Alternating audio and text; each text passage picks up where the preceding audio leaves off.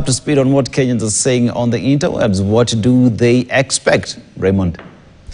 Aseto, there is a lot of feedback. I feel like now it is the right time to sample some of the feedback because there's a lot of reactions, especially on X and Facebook. We asked the question, what should the government prioritize in the 2025-2026 budget? And I'll begin with Facebook because that is where most of the comments, like I said earlier, about the health and education have been raised.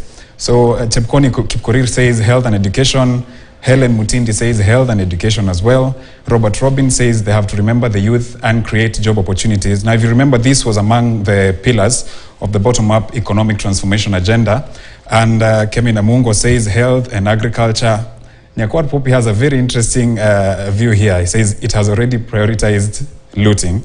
Of course, this is opinions that we are belonging to the people who are commenting, not exactly our stand. But a lot of health is featuring a lot on this. Education is featuring as well.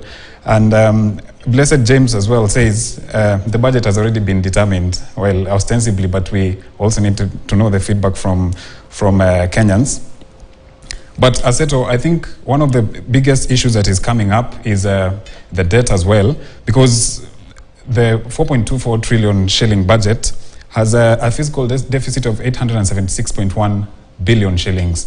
That is a huge deficit. And of course, Kenyans are looking to see how exactly the government is going to treat this particular deficit with regards to local and foreign debt. Of course, local debt might stifle some of the borrowing and interest rates.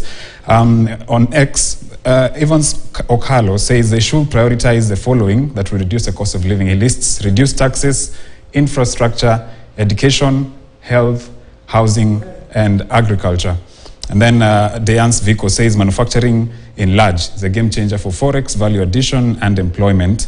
James Flani says the government should prioritize on cutting off unnecessary expenditure. And then Gaddafi here says fair economy.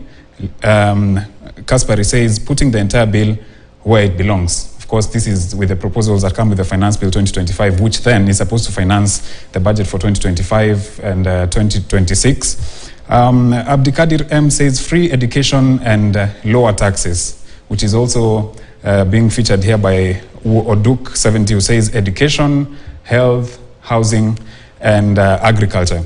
Now, of course, Aseto, the biggest issue here, as you can rightly see, is health and education.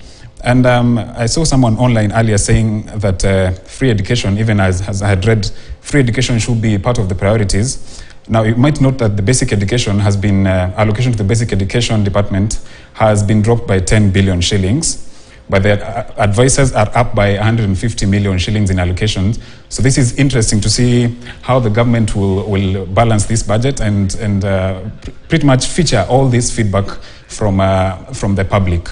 Aseto, if I may hand it back to you, but the biggest issues as it stands right now, health and education and the reducing of taxes. We have seen a very interesting finance bill this year because last year there was new taxes introduced. The government has really gone slow on that and instead has focused on the administration of these taxes. And so it's interesting to see how the government now will pick this up.